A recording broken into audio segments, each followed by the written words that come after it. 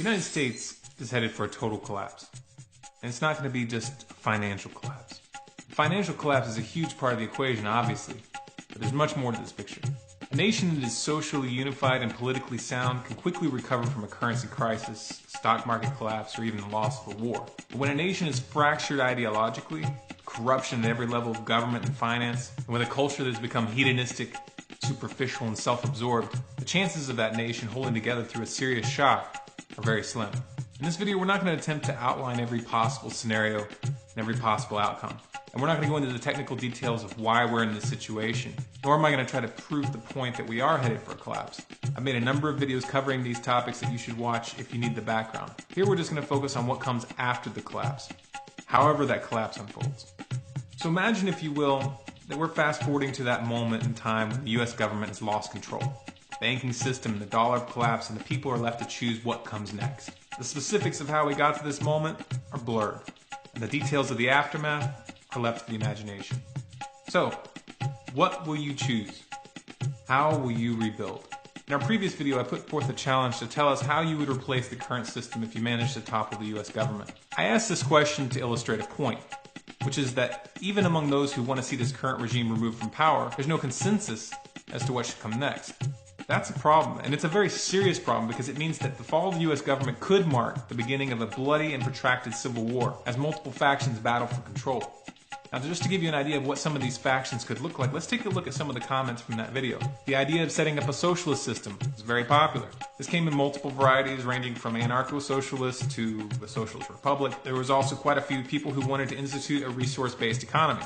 Some people thought that the answer was to put Ron Paul in charge. To be honest, I'm not convinced that Ron Paul would actually want that job. We have a few anarchists and voluntarists who want to have a society where people aren't ruled over by government at all. We had some that said that the system is fine as it is and doesn't need to be changed. And we had quite a few who proposed that we revert back to the Constitution or restore the Constitution, though it's a little bit unclear as to what that would entail. Some people came right out and said that they would prefer to revert things back to the way they were in the 1700s, which, though unrealistic, is actually the clearest of the reversion proposals, because at least then we know what we're reverting back to. Many others say restore the Constitution, but restore to what? The very first version, where blacks were only considered 3/5 of a human and only land-owning white males could vote? Or do we move it a little farther forward to make these concessions but stop before we get to the 16th Amendment, which sets up the federal income tax?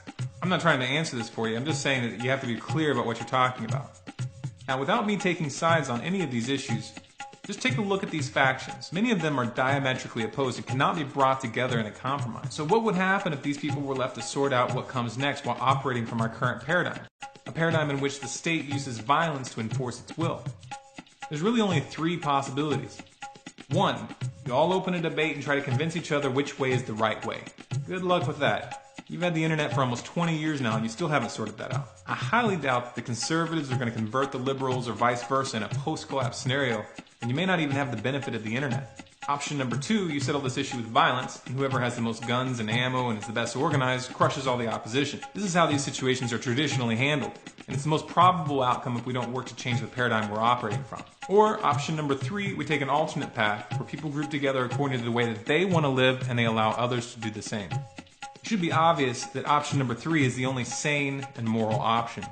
Trying to convince everyone that your way is the right way isn't going to work, and using violence to crush everyone that disagrees won't give us a world worth handing down to future generations. Now, the third option is actually the most practical option for other reasons as well. When the US government collapses, people are going to have to band together in their local communities to survive. Those that succeed are not going to be Mad Max loners roving the wilderness, but rather cohesive groups that are capable of living and working together. These groups are going to be small, and there will likely be numerous groups living in areas that were once single cities. It only makes sense that these groups are going to bring people together who are close enough to the same frequency to work towards a common goal. The most basic goal being survival. It is highly unlikely that these groups are going to immediately be capable of merging together to reconstitute something resembling the United States. This is something that may be hard for some people to come to terms with. Once the United States collapses, it's not coming back.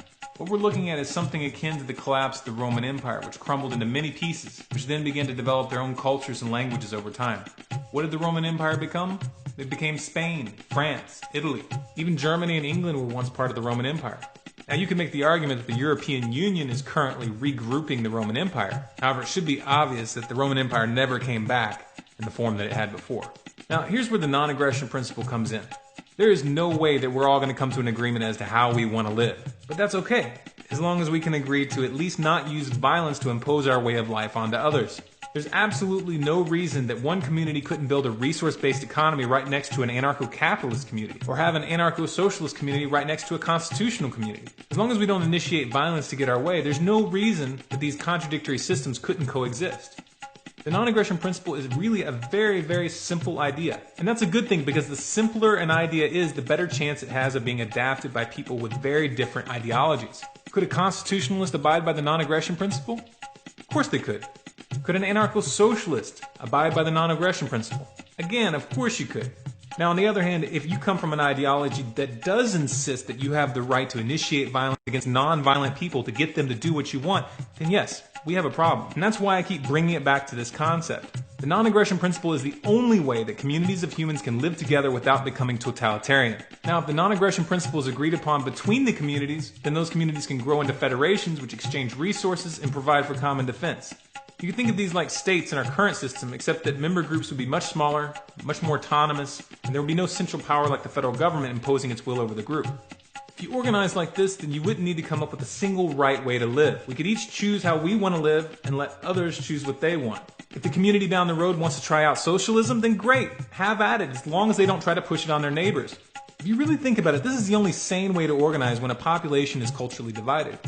An additional benefit of this approach is that rather than monoculture and culture, which is what we do right now, you would actually have a choice. You would have real diversity of systems, and we could let these experiments play themselves out and find out what works. And maybe, just maybe, somebody will come up with something that works better than what we have right now. What I'm talking about here is dealing with culture the way we deal with technical inventions. When something works, it's imitated. When something fails, we don't all have to repeat those mistakes. The problem with our current paradigm is we force everybody into the same experiment. So when one experiment fails, the whole system fails. Now, I've tried to come up with a label for this concept. I've considered the term federated voluntarism and voluntary federationism. To be honest, both of them sound a little bit clumsy to me. What are your thoughts?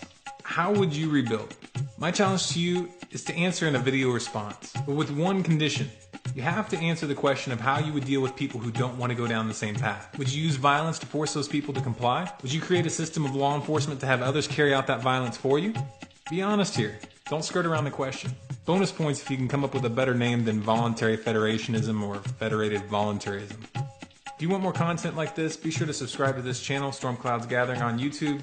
For lots of other bonus content, be sure to follow us on Facebook at facebook.com/stormcloudsgathering and on Twitter at Collapse Updates. And of course, our website is stormcloudsgathering.com.